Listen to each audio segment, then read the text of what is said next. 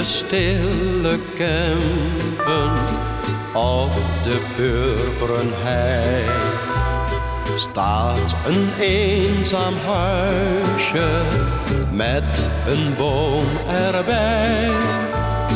Op een zomeravond in mijn droom alleen liep ik in gedachten langs dat huisje heen.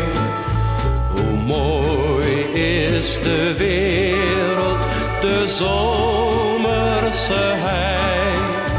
Dat is hier op aarde de hemel voor mij. Hoe mooi is de wereld, de zomerse hei. Dat is hier op aarde de hemel voor mij.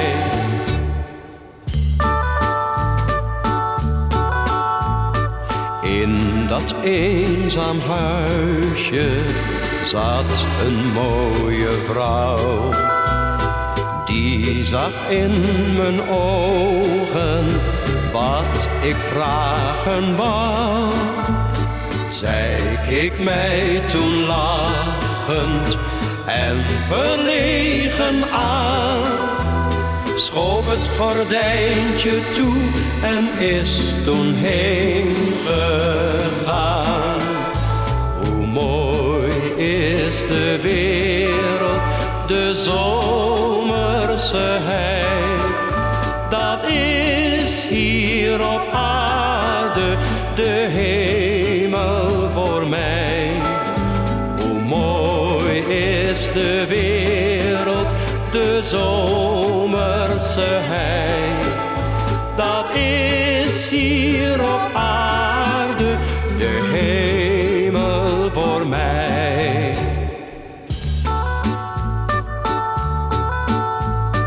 Maar wat heeft de liefde hier opnieuw verricht?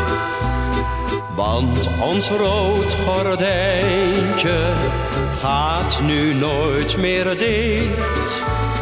Door het kleine venster dat ze vroeger sloot, lag ik naar ons kindje op haar moeders schoot. Hoe mooi is de wereld, de zomerse hei. Dat is hier op aarde de hemel voor mij. Hoe mooi is de wereld, de zomerse hei. Dat is hier op aarde de hemel.